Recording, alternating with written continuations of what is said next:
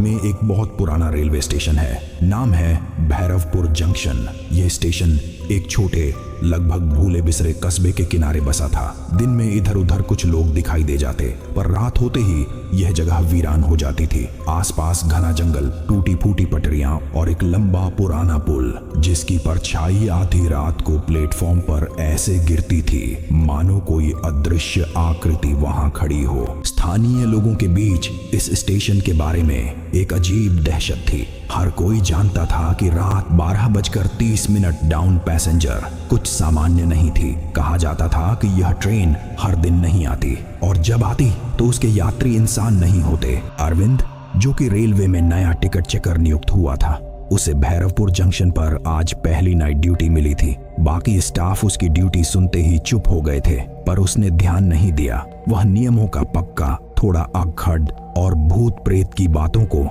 कोरी कल्पना मानने वाला इंसान था। घड़ी में रात के 11:45 हो रहे थे। प्लेटफॉर्म पर केवल एक पुराना लालटेन टिमटिमा रहा था। बिजली की लाइन कई दिनों पहले खराब हो चुकी थी। स्टेशन मास्टर रूम बंद था क्योंकि स्टाफ ने बहाना बनाकर रात की शिफ्ट पहले ही छोड़ दी थी। अरविंद अकेला था। ठंडी हवा हड्डियों तक चुभ रही थी। जंगल से अजीब सी आवाजें आ रही थीं, मानो हवा में कोई धीमे धीमे फुसफुसा रहा हो। अरविंद ने कंधे उचकाए। सब अंधविश्वास है, कुछ नहीं होता, उसने खुद से कहा। तभी उसे प्लेटफॉर्म के कोने पर एक सफेद दाढ़ी वाला बूढ़ा बैठा दिखाई दिया। फटे धूल भरे कपड़े, चेहरा सूखा, आंखें भीतर ढंसी हुई, पर उन आंखों में एक अजीब चमक थी। अरविंद आगे बढ़ा और बोला, बाबा, रात में स्टेशन पर क्या कर रहे हैं? कोई ट्रेन आने वाली नहीं है? बूढ़ा धीरे से मुस्कुराया और बोला, आने वाली है, ठीक 12:30 पर। अरविंद चौंका। आपको कैसे पता? वो ट्रेन तो कई सालों से बंद है। बूढ़ा फिर धीरे पर साफ आवाज में बोला, ट्रेन बंद नहीं हुई, लोगों ने उसके बारे में बोलना बंद कर दिया है। और फिर जोर जोर से हंसने लगा। अरविंद कुछ क्षणों से देखता रहा। आप कह रहे हैं कि 12:30 पर ट्रेन आएगी? बूढ़ा बिना पल के झपकाए बोला, हाँ, लेकिन उसमें चढ़ना नहीं, कोई भी कीमत पर नहीं। हवा अचानक बहुत ठंडी हो गई, जैसे किसी ने स्टेशन के आसपास अदृश्य दीवार खड़ी कर दी हो। अरविंद उस बूढ़े को घूरता रहा। उसे लगा या तो वह पागल है या उसे डरा रहा है। उसे जाने दिया, पर बूढ़े की बात उसके दिमाग में घूमती रही। आधी रात घड़ी ने 12:30 बजाए। चारों ओर एकदम सन्नाटा, जंगल तक शांत, जैसे प्रकृति भी सांस रोककर खड़ी हो। अचानक एक लंबी, करुण, भयावह ट्रेन के हॉर्न की आवाज चारों तरफ गूंज उठी, जैसे किसी पुराने इंजन की अंतिम चीख हो।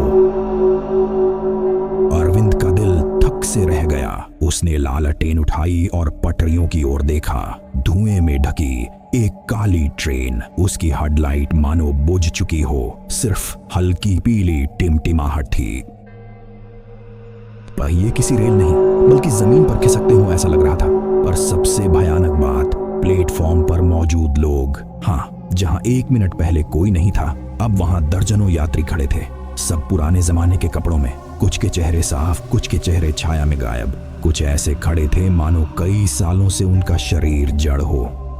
अरविंद की रीढ़ में ठंडी लहर दौड़ गई, पर उसने खुद को संभाला और आज कई सालों बाद यह ट्रेन कहां से आई इसका पता करने के लिए आगे बढ़ा। एक महिला, बिल्कुल सफेद साड़ी, बाल खुले, बहुत लंबे, लगभग जमीन तक छूते हुए। अरविंद ने उस औरत को आवाज लगाई। महिला ने धीमे से चेहरा उठाया। चेहरा पूरी तरह काला, खाली, जैसे अंदर कुछ हो ही नहीं। अरविंद पीछे हट गया। उसका गला बंद हो गया। फिर उसे बूढ़े की बात याद आई। 12:30 की ट्रेन में चढ़ना नहीं। ट्रेन रुक चुकी थी। दरवाजे खुद ब खुद खुल रहे थे और यात्री उसमें चढ़ने लगे, लेकिन प्लेटफॉर्म से कोई बाहर नहीं निकल रहा था। वे सब बाहर से नहीं आए थे, वे पहले से यहीं थे।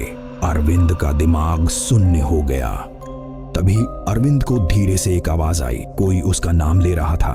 अरविंद, अरविंद। उसने मुड़कर देखा। प्लेटफॉर्म के बीच में उसकी मरी हुई मां खड़ी थी, जो कि 4 साल पहले बीमारी से मर चुकी थी, पर चेहरा वैसा ही मुस्कुराता हुआ, हाथ फैलाए। आजा बेटा, घर चलें। अरविंद की आंखों में आंसू आ गए, पर उसी क्षण किसी ने उसके कंधे पर पकड़ डाली। वह बूढ़ा, चेहरा अब गंभीर, आंखें चेतावनी से भरी हुई। जो तुम देख रहे हो सब छल है, तुम्हारी माँ यहाँ नहीं है। ट्रेन के डिब्बों में अजीब उदास चीखें गूंजने लगीं। बूढ़ा जोर से बोला, भाग, वरना तुम भी इन्हीं में शामिल हो जाओगे।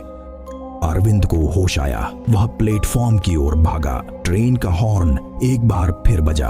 डिब्बों के भीतर से हजारों हाथ खिड़कियों से बाहर निकलकर अरविंद को पकड़ने की कोशिश करने लगे। अरविंद पूरा जोर लगाकर बाहर की ओर भागा और जैसे ही वह स्टेशन की सीमा पार कर गया, ट्रेन धुएं में गायब हो गई। सभी यात्री गायब। चारों तरफ फिर से वही सन्नाटा फैल गया, सिर्फ ठंडी हवा और अंधेरा। अगली सुबह अरविंद रेलवे स्टेशन के बाहर बेहोश पड़ा मिला। जब वह होश में आया तो उसने स्टेशन मास्टर से पूछा, वह बूढ़ा कहाँ है जिसने कल रात मेरी जान बचाई?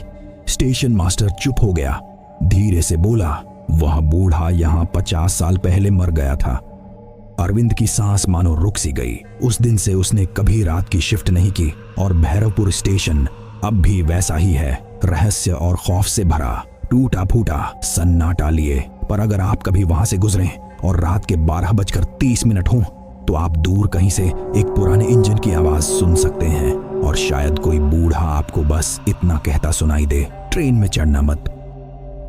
तो दोस्तों, यह थी भैरवपुर जंक्शन की भयानक और दिल दहला देने वाली कहानी, जहां 12:30 पर आने वाली ट्रेन यात्रियों को मंजिल तक नहीं बल्कि मौत के अंधेरों की ओर ले जाती है। अगर आपको यह कहानी पसंद आई हो तो वीडियो को लाइक करें, शेयर करें और कमेंट करके हमें बताइए कि अगली कहानी किस बारे में सुनना चाहेंगे। और हाँ, हमारे चैनल काकशी ट्यून्स को सब्सक्राइब जरूर करें, साथ ही बेल आइकॉन दबा दें ताकि अगली नई हॉरर स्टोरी सबसे पहले आप तक पहुंचे। मिलते हैं अगली खौफनाक कहानी में। रात में अकेले स्टेशन पर मत रुकना।